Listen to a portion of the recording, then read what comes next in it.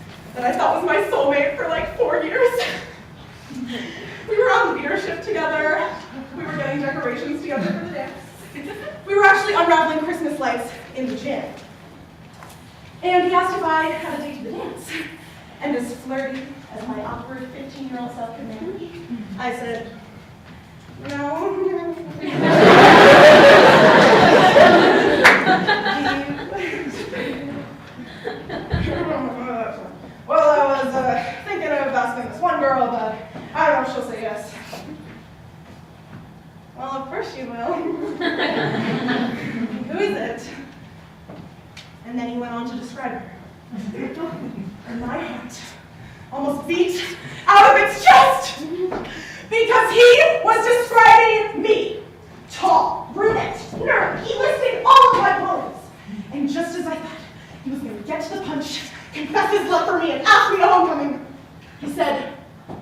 be honest.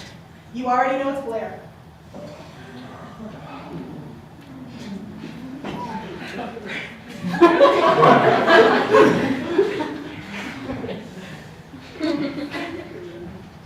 Blair? I mean, yeah, she was my friend, but that harlot?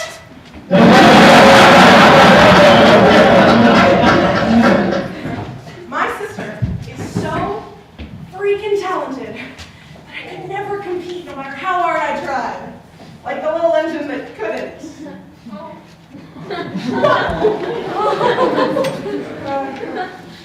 Anybody else got self-confidence issues? Because I am the queen of that shit. I rolled up into the club like, oh, everyone's so much prettier than me.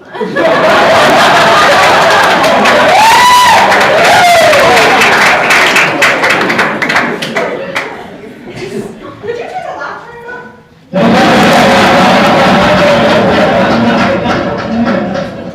Anyways, I once thought everyone was so much prettier than me that I thought about killing myself when I was 12. But that was too cliche. I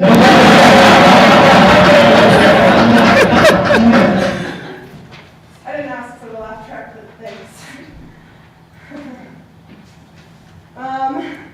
And then I started building this wall, like the Berlin Wall. Except the Berlin Wall came down.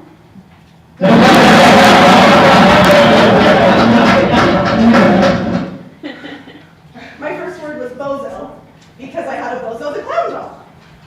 And it's funny, because now I'm the one with the fake face.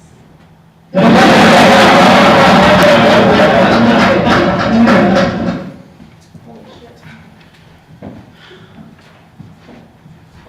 Now I've spent all this time building up this constant laugh track. And now I can't even look myself in the eyes. Because I figured out that if I keep people laughing, they'll never know that I'm terrified. Terrified of what people will think of me if I give them a chance to form opinions of my reality. Real. What the fuck does that mean? It's not like I'm imaginary. It's not like I'm a unicorn. I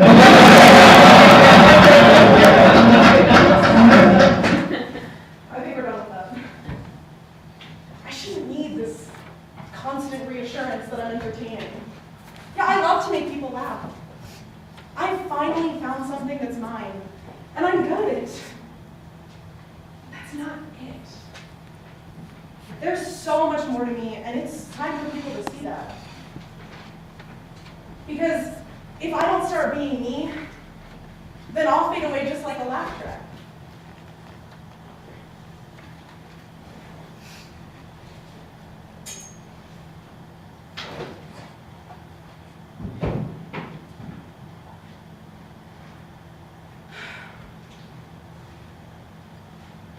Hi.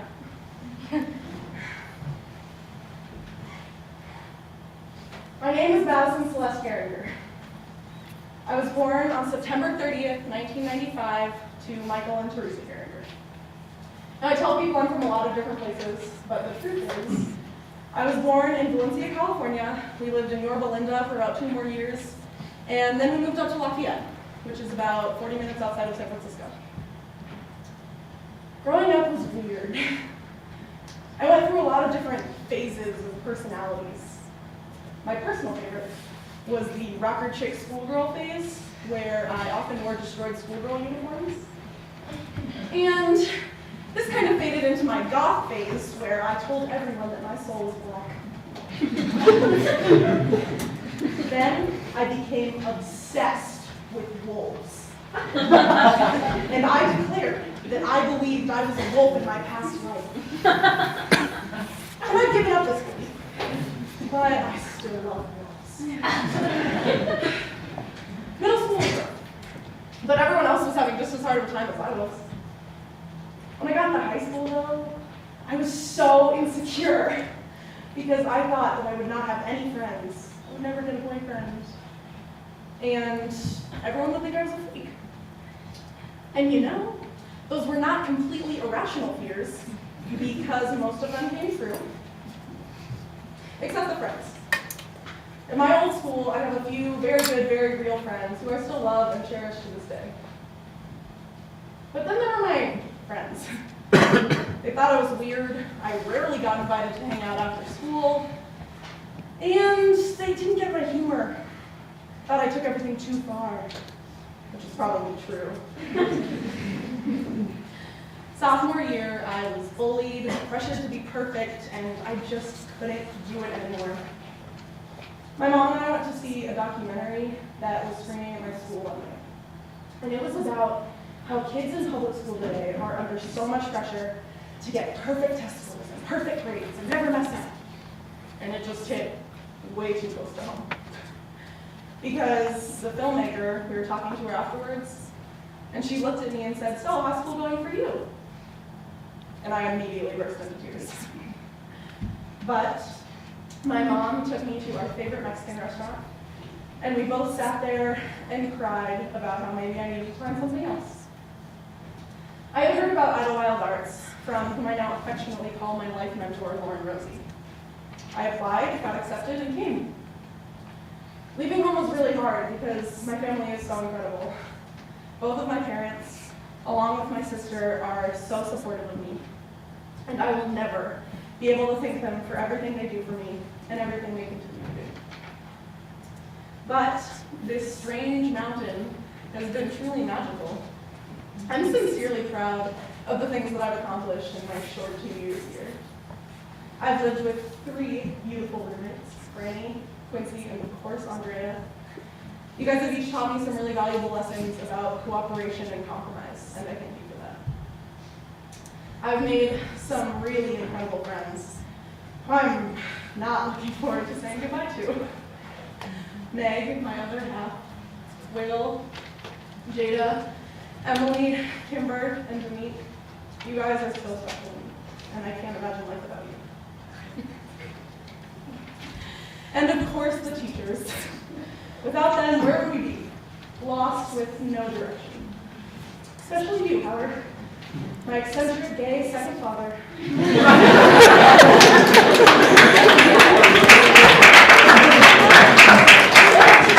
always seems to have the wrong thing to say at exactly the right time. I'm really proud of the projects I've been a part of. I've stage managed, learned how to make sets, make costumes, had my favorite role of all time, and been lucky enough to be on stage in 4 fabulous productions. Next year, I'm going to my dream school, my dream city, wait.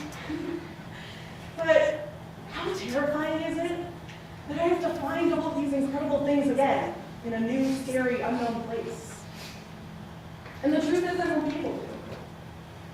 I'll find new incredible things, but I will never be able to recreate what Idlewild has given me.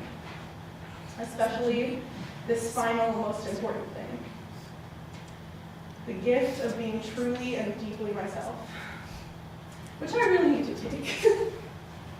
Because I have a life I have to live. And that's no joke.